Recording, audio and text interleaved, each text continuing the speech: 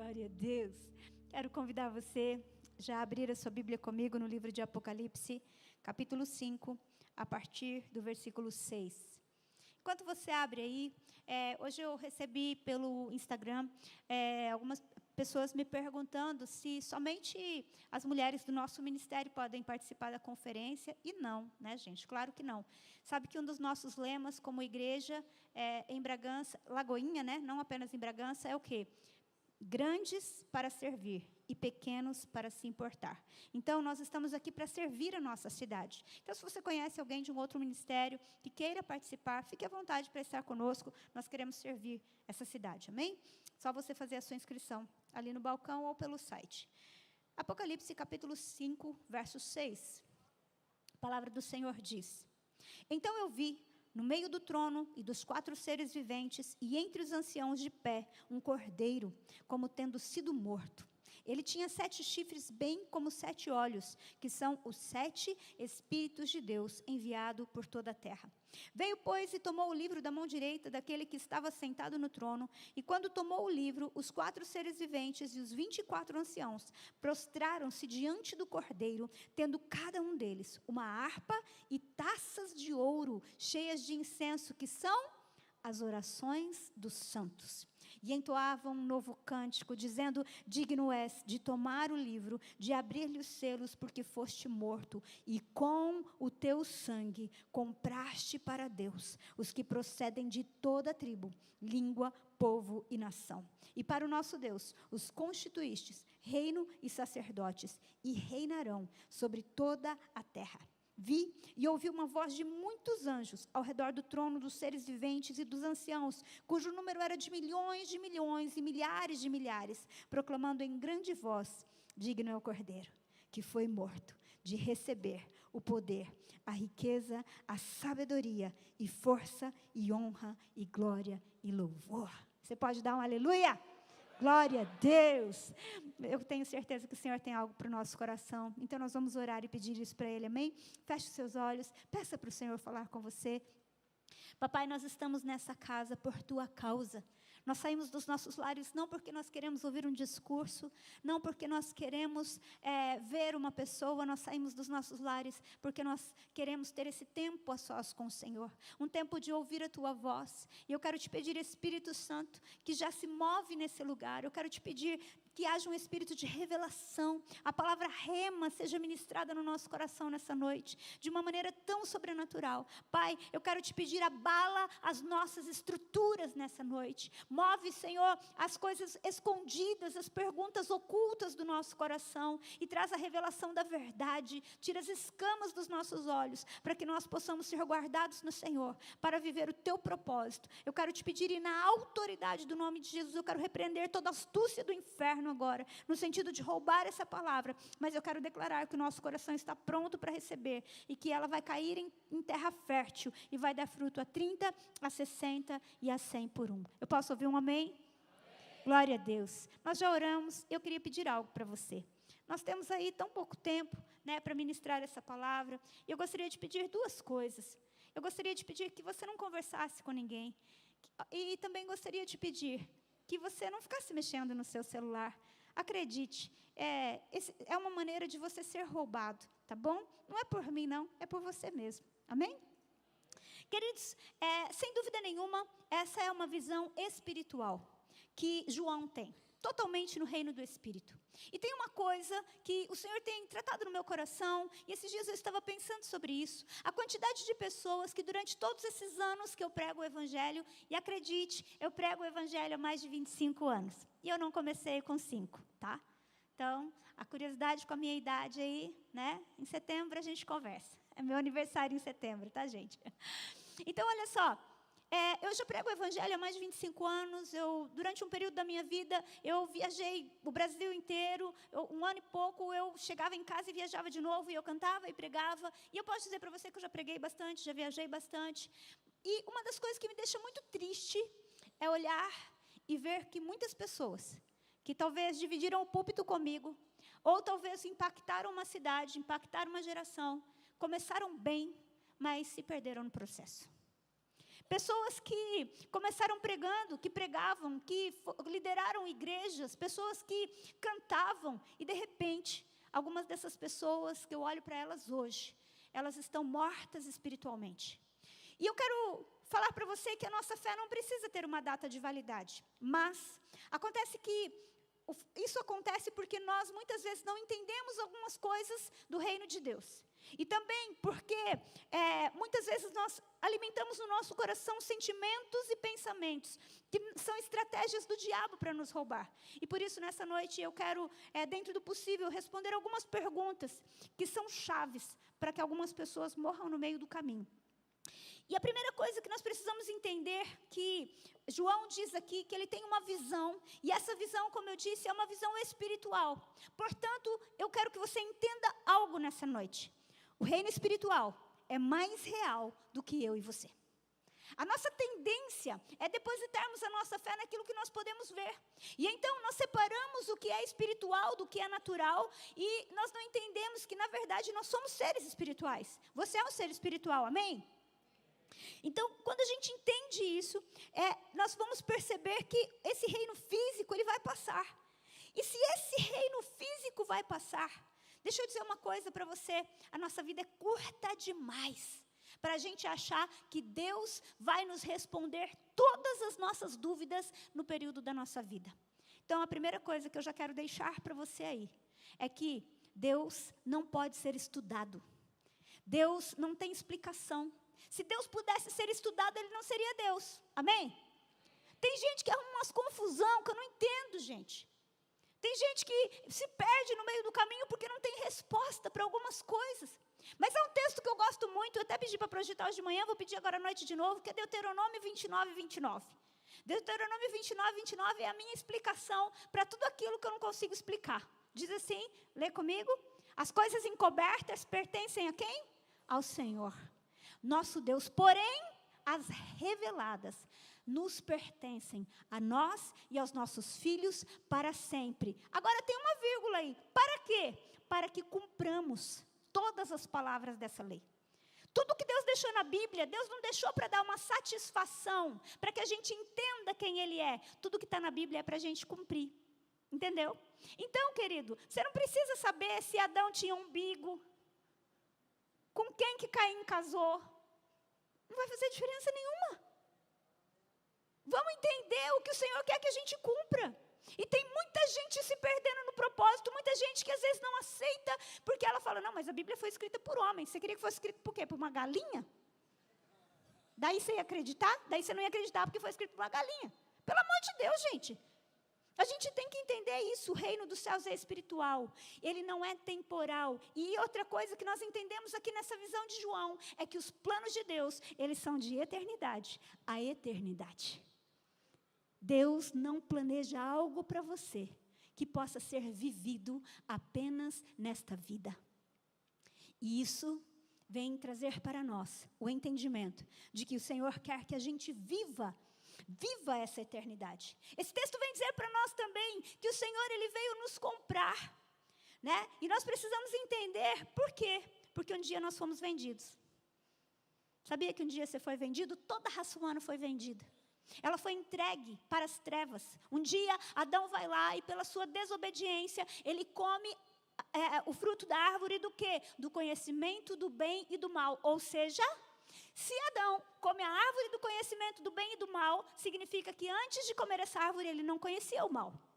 Não havia ansiedade no seu coração, não havia medo, não havia inveja, não havia sentimento ruim, porque ele habitava totalmente na presença de Deus. Mas quando ele come dessa árvore do conhecimento do bem e do mal, algo acontece. Ele tem que sair da presença de Deus, ele é expulso do jardim, porque o bem e o mal não tem a ver com a natureza de Deus. Em Deus não existe mal, não existe sombra de variação, a palavra de Deus diz isso.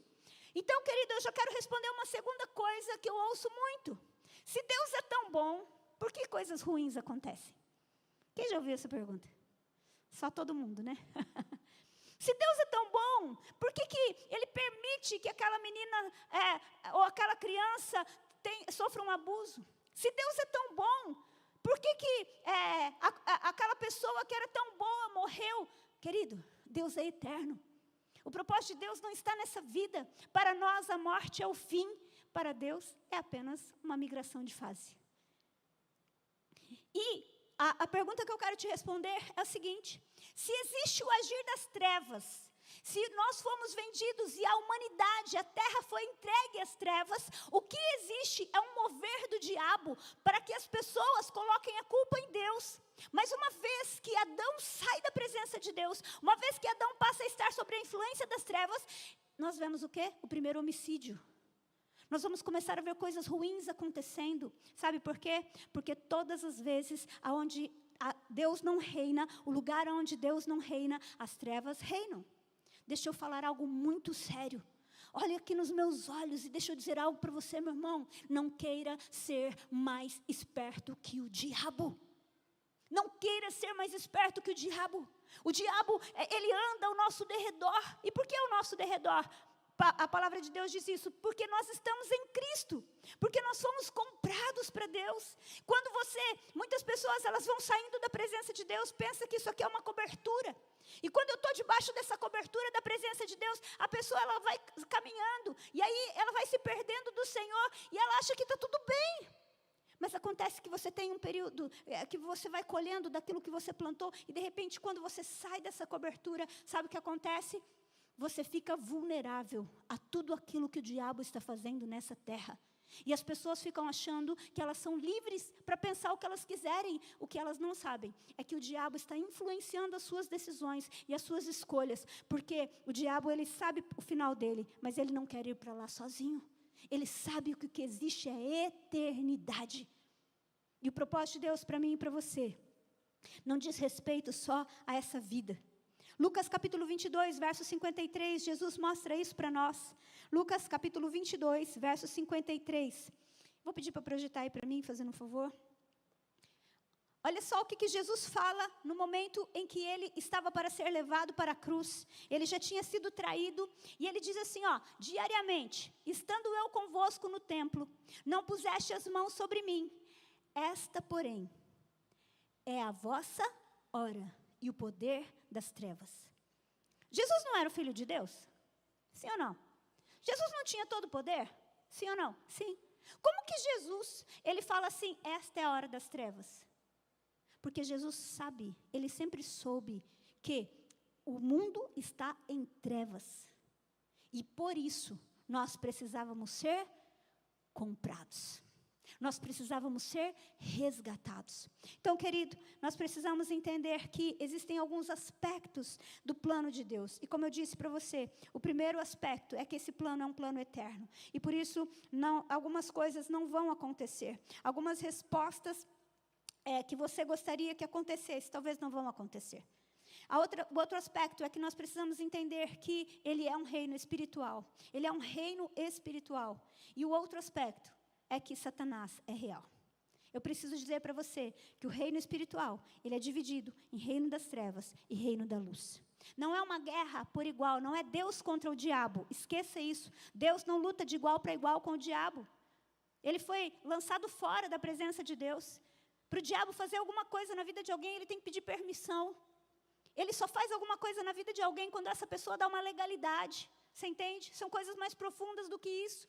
Só que ele atua de uma maneira tão terrível que ele faz com que a pessoa ela ache que são pensamentos dela. Satanás, ele é astuto, queridos. E nós precisamos entender que para que nós não estivéssemos debaixo desse domínio, o Senhor só existiu uma maneira. Quando você não está debaixo do governo de Deus, você está sujeito ao domínio das trevas. Entenda isso em nome de Jesus. Eu não estou falando isso porque eu quero trazer um peso para você, eu quero trazer esclarecimento para o seu coração. Porque tem muita gente que não entende a grandeza daquilo que Jesus Cristo fez. E isso nos leva ao terceiro aspecto do plano de Deus para nós. Nós não fomos convidados a ter uma religião. Nós fomos tirados do império das trevas. E por isso nós temos um Salvador. Jesus é o nosso Salvador. Ele nos tirou de um lugar onde nós não podíamos sair sozinhos. Você não está aqui porque você é bonzinho, amém?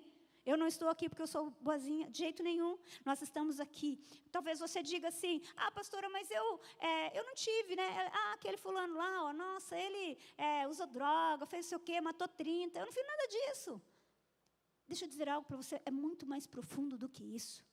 Quando nós entendemos, e Colossenses 1, 13 e 14 fala isso, eu quero ler isso com você. Colossenses, capítulo 1, versículo 13 e 14. Esse texto diz, ele nos libertou do império das trevas e nos transportou para o reino do Filho do seu amor, no qual temos a redenção ou a remissão dos pecados. Sabe o que significa isso?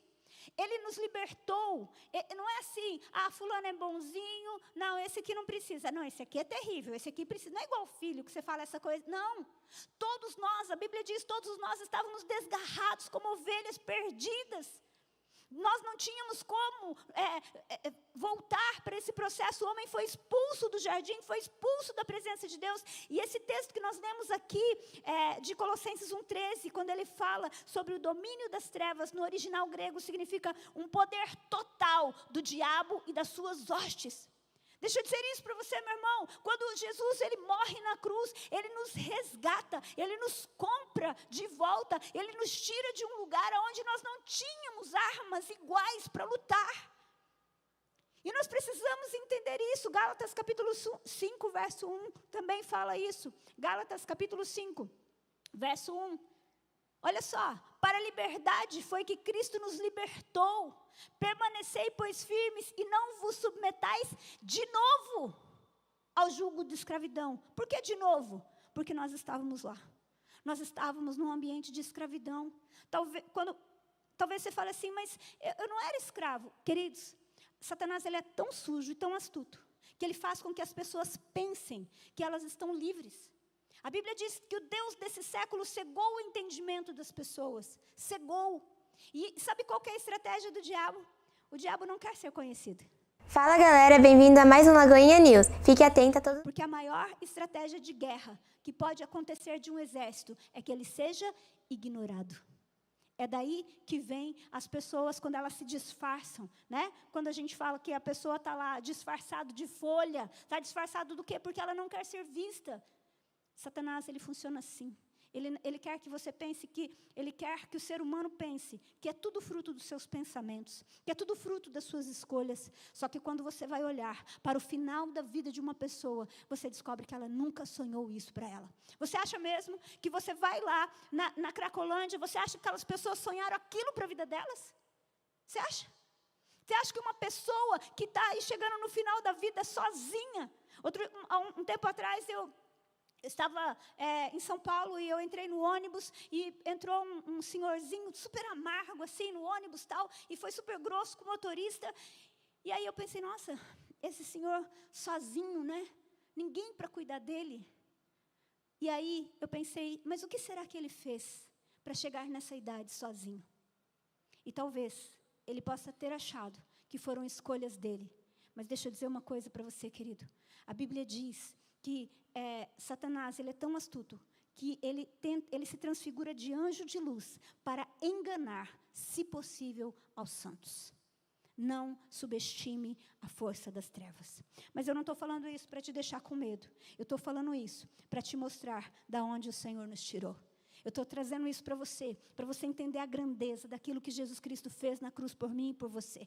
Não tem nada a ver com o nosso mérito, não tem nada a ver com o nosso caráter moral, tem a ver com o lugar de onde Ele nos resgatou, um ambiente de morte, um lugar, e nós precisamos trazer isso, porque muitas vezes a gente esquece do lugar onde a gente estava, e tem muita gente achando que ser crente é difícil. Deixa eu falar uma coisa para você, em nome de Jesus, ser crente não é difícil. Difícil é você ficar sob o domínio das trevas. Agora, tem gente que fica namorando com o diabo. Tem gente que fica namorando com o mundo. Eu costumo falar que tem gente que quer ir para o céu de ré, né? Deve fazer até a dancinha do Michael Jackson. O céu está para lá e a pessoa está aqui. Ai, pastora, mas eu não posso beber um pouquinho? Vai, tonto. Deixa eu falar um negócio para você. Tudo começa com um pouquinho. O diabo não quer que você encha a cara, ele quer que você comece bebendo um pouquinho. Pastora, crente pode fazer a dancinha do TikTok? Oxe, que música que você está fazendo, dancinha do TikTok? Esperteza, hello. O que você está falando? O que você está cantando? Gente, acorda. A pessoa vai lá e ela fica assim, né, parecendo um cachorrinho naquela máquina de frango, olhando para o diabo, para o mundo. Deixa eu dizer uma coisa para você. A Bíblia diz que a amizade com o mundo é inimizade com Deus. Deixa eu dizer algo para você. Eu estava vendo o testemunho de uma mulher que mora na Itália, e na Itália, o suco, né, da uva, a ceia, é feita de vinho mesmo. E ela percebeu, ela estava pastoreando lá, e ela percebeu que uma pessoa nunca tomava. E ela sentou com ela e falou, por que você não participa da ceia? E ela falou, sabe por quê, pastora? Porque eu era alcoólatra. E hoje, mesmo um cálice de vinho vai gerar na minha vida algo que eu não quero para mim. Isso é maturidade. Isso é entender. Meu irmão, a palavra de Deus fala que do pecado a gente não enfrenta. Pecado a gente foge. Da linha pipa, sai fora. Não, porque eu vou lá orar por aquela irmã. Já vi um monte de filho nascer de gente que foi orar pela irmã. Deixa eu falar uma coisa para você. Carne não converte. Hormônio não converte. Não queira ser mais esperto que o diabo. Ele é astuto. E ele não desiste de você porque você recebeu Jesus. Para de achar que você está no controle. Amém? Agora tem algo maravilhoso nisso. Quando o Senhor nos compra, Ele passa a ser o nosso dono. E esse é o quarto aspecto do propósito eterno de Deus. E Ele passa a ser dono de tudo que nós somos, de tudo que nós temos. Deixa eu contar uma coisa para você. O Senhor passa a ser dono até dos teus ossos. 1 João, capítulo 5, verso 18. 1 João 5, 18. Olha o que esse texto diz para nós, gente.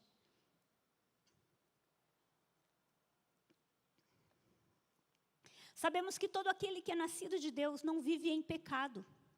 Antes, aquele que nasceu de Deus o guarda. E o que diz aí depois da vírgula? E o maligno não lhe toca. O diabo não pode fazer com você o que ele quiser. Quando você nasce de novo, quando você entende o novo nascimento, o maligno não pode te tocar. Yes! Não pode me tocar. Glória a Deus. Querido, deixa eu dizer algo para você. Eu estava comentando aqui hoje sobre a Brígida. A Brígida, ela mora em Valinhos, eu acho que mora ainda. A Brígida começou no Espiritismo. E ela achava lindo, é paz, é amor. E foi mergulhando, foi mergulhando. Construiu um altar na casa dela. E, de repente, foi mergulhando e o diabo, um dia, incorporou no cachorro dela. Se apossou do cachorro dela. E ela ficou desesperada porque ela percebeu que o cachorro ficou endemoniado. E ela chamou um parente dela lá, que era um nível mais alto do que ela. E esse parente dela, ela contou isso pessoalmente, tá? Eu não vi isso na internet, não. Ela contou isso para nós. E aí, ela chamou ele e falou assim, olha, eu não sei o que está acontecendo, mas eu estou vendo que tem algo errado aqui. E ele chegou lá, e o demônio que estava no cachorro foi para ele. E aí, falou na boca dele que ele tinha vindo buscar sangue. Que Satanás queria que ela fizesse um pacto de sangue. E a partir daí, ele começou a pedir várias coisas para ela, várias coisas. E aí ele falou, eu ia levar você, mas aquele lá de cima não deixou. E aí ela pegou e falou, como assim? Aquele lá de cima não deixou. E ela ficou com aquela pulga atrás da orelha. Ela falou, então existe alguém maior do que ele. E aí, queridos, ela se tornou uma alcoólatra. Ela acordava, ela bebia, ela queria fugir daquele ambiente, porque cada hora o diabo ficava pedindo para ela tinha que ir nos cemitérios, ela tinha que fazer coisas terríveis. E um dia, nesse desespero, ela se lembrou disso. E ela falou, Deus, se você existe, me tira disso. E ela falou que ouviu nitidamente, Bíblia. Só que ela falou, Bíblia? Ela não tinha Bíblia na casa dela. Ela tinha todos os livros que você pudesse imaginar, menos Bíblia. E ela foi correndo e ela comprou uma Bíblia. E ela começou a ler a Bíblia. E ela começou a ver aquilo que Jesus Cristo já havia feito na cruz do Calvário. Que Ele venceu na cruz do Calvário. E ela começou a receber essa palavra como verdade sobre a vida dela. E ela quebrou aquele lugar. E ela teve muitas coisas que ela teve que vencer. Mas uma coisa aconteceu. Ela venceu. Ela se tornou livre porque ela entendeu o poder da palavra de Deus. Esses dias eu estava ouvindo o testemunho de um rapaz. O pastor chegou para ele era um bandista, de um nível, macumbeiro, terrível. E aí o pastor chegou para ele e falou, me conta, como que você se converteu? Eu falei, sabe o que aconteceu, pastor? O diabo deu um tiro no pé. Porque um dia ele pediu para eu ir no cemitério pegar e fazer um trabalho com os cadáveres lá. E quando eu cheguei que eu ia pegar algum, ele falou, esse não. Por que não? Porque esse aí pertence ao Senhor. Esse aí pertence a Deus. É a esposa de um pastor, era uma serva de Deus. Deixa eu dizer uma coisa para você, o maligno não toca aquele que é nascido de Deus. Até os teus ossos pertencem ao Senhor, quando você entende que você foi comprado por Ele. Agora, além disso, nós precisamos entender que essa compra que o Senhor fez é um resgate. E se Ele nos comprou, nós não somos mais de nós mesmos. Se até os nossos ossos pertencem a Ele, tudo pertence a Ele. Gênesis capítulo 47, versículo 18 ao 26, esse texto fala para nós. Nos conta a história de um povo que foi vendido. Você deve conhecer a história de José, que quando José ele traz a revelação do sonho de Faraó, nós vemos aí que chega um momento em que aquele sonho se cumpre. Então acontecem os 7 anos de fartura e depois acontecem os 7 anos de fome. E o que aconteceu? Fim daquele ano, foram a José, no ano próximo lhe disseram, não ocultaremos o meu senhor, que se acabou totalmente o dinheiro. E meu senhor já possui todos os animais, nada mais nos resta diante de meu senhor, senão o quê? O nosso corpo e a nossa terra. Deixa eu dizer uma coisa para você, segura aí que nós vamos continuar lendo. José, ele é uma simbologia de Jesus, ele aponta para Jesus, porque ele vem para resgatar o povo de uma maldição que aconteceria, de fome, de escassez. E aí, eles chegam num estágio que eles já deram tudo e agora eles não têm mais nada. Olha o versículo 19, pode ir seguindo. Porque haveremos de perecer diante dos teus olhos, tanto nós quanto a nossa terra? Compra-nos a nós e a nossa terra a troco de pão. E nós e a nossa terra seremos escravos de Faraó. Dá-nos semente para que vivamos e não morramos e a terra fique deserta. Sabe o que aconteceu? Eles falaram assim, nós vamos morrer. Nós chegamos num estágio, nós chegamos numa situação em que nós não conseguimos mais sair dela. Então, é melhor que você nos compre. E aí, sabe o que José faz? José compra o povo. E sabe quais são as regras dessa compra? Lá no versículo 23, ele diz assim para eles, lá no versículo 23. Então disse José ao povo, eis que hoje eu vos comprei, a vós outros e a vossa terra para Faraó. Aí tendes sementes, semeai a terra. Olha só, presta atenção aqui. O que o povo disse que tinha? Somente o corpo e a terra. Eles não tinham mais nada. Então ele compra, e eu comprei vocês e a vossa terra para Faraó. Agora o que ele faz? Para que ele compra? Não é para tornar a vida deles pior do que ela era antes. Ele diz o quê? Agora vou dar semente para vocês. Eu vou dar para vocês o que vocês precisam. Aí tem de semente, semear a terra, versículo 24. Das colheitas darei o 5º a Faraó. E as 4 partes serão vossas, para a semente do campo, para o vosso mantimento, do que estão em vossas casas, e para que comam as vossas crianças. Ele está dizendo assim, vocês vão trabalhar para mim. Então o trabalho do povo era para quem? Era para quem, gente? Me ajuda aí. Era para o Faraó. O corpo deles era para quem? Para o Faraó. A terra deles era para quem? E eles teriam que, obrigatoriamente, dar a colheita para quem? Mas o que José fala? Vocês não vão dar tudo para o Faraó. Vocês vão dar o 5º a Faraó. Me ajuda aí os bons de matemática. O 5º é quanto? Vocês ficaram em dúvida, né? 20%. Agora, eu falo uma coisa para você. É um bom negócio ou um mau negócio? Cara, tu está morrendo. Você não tem o que comer. Você não tem o que plantar. Seus filhos estão tudo morrendo de fome. Você não tem gado, você não tem nada. Vem alguém e fala para você o seguinte: eu vou te dar a semente, você pode plantar e você vai ficar com 80% de tudo que você plantar. É um bom negócio? Não é um bom negócio. Agora, qual que é a resposta do povo? Lá no versículo seguinte, no versículo 25. Responderam eles: a vida nos tem dado. Achemos graça, achemos mercê perante o meu Senhor. E seremos escravos de Faraó. Sabe o que aconteceu com o coração deles? Eles ficaram gratos. Meu irmão, quando você entende da onde você foi comprado, você é grato. Você entende que nada mais é seu, que nada mais é meu, que o nosso tempo pertence ao Senhor, que o nosso corpo pertence ao Senhor, que as nossas finanças pertencem ao Senhor, que a nossa vida pertence ao Senhor. Isso não é peso, isso é gratidão, porque do lugar aonde Ele nos tirou, nós iríamos morrer, nós íamos viver longe dEle, nós íamos para o inferno, e Ele vem, e Ele nos resgata, Ele nos tira do domínio das trevas. Como que eu posso achar que agora eu vou dar para Deus um pouquinho e eu já cansei? Como sofro. Vou na igreja uma vez por semana, já cumpri.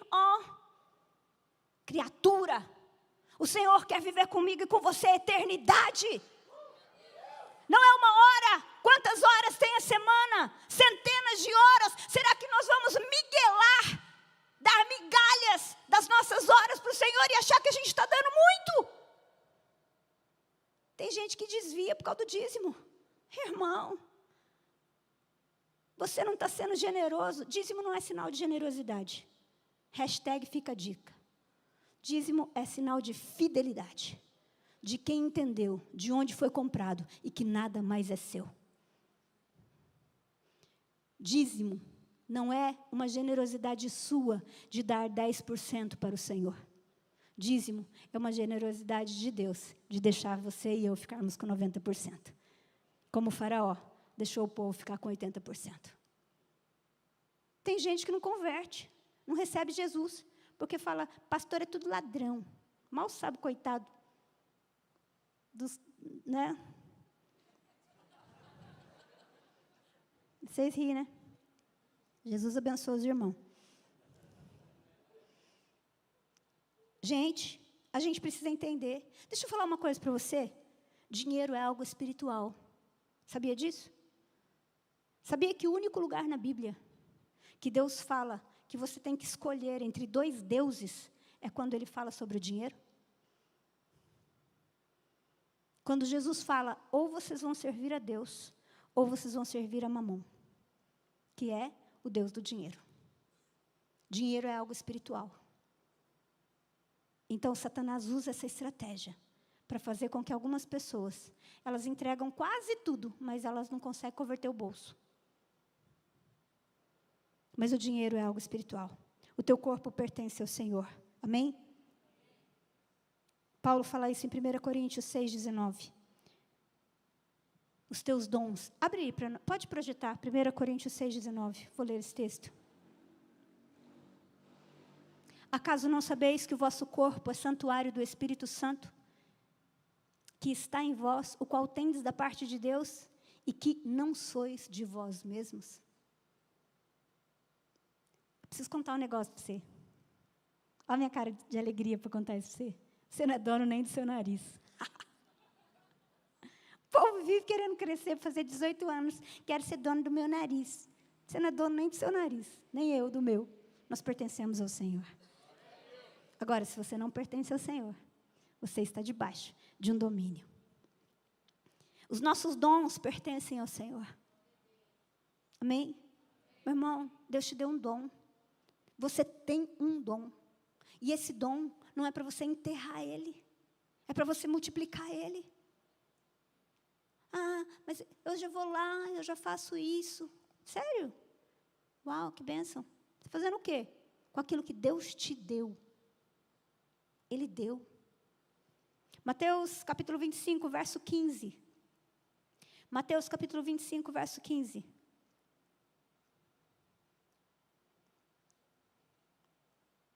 Olha o que ele fala.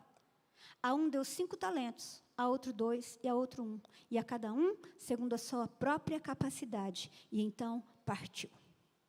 Essa é uma parábola que Jesus, ele fala que de um homem que veio na terra, e um senhor, e ele reparte dons. Agora, ele reparte talentos, desculpe. Muita gente acha, até hoje, que talento é uma moedinha. Deixa eu contar um negócio para você. Talento é uma barra de prata de 35 quilos. E se ela for de ouro, ela pode chegar até 91 quilos. Agora, você imagina o trabalho. A Bíblia, você sabe, aquele que recebeu 5 talentos, multiplicou e ganhou mais 5. O que tinha 2, multiplicou, ganhou mais 2. Agora, o que tinha 1, ele foi lá e enterrou. Agora, imagina o trabalho lascado que esse homem teve. Para enterrar uma barra, para esconder uma barra, vamos pensar aí, de 45 quilos, né?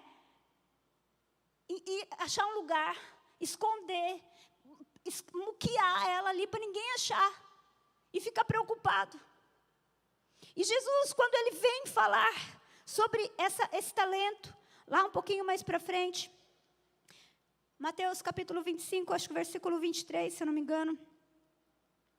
Deixa eu ver aqui, acho que é isso. Olha o que acontece. Ele diz assim,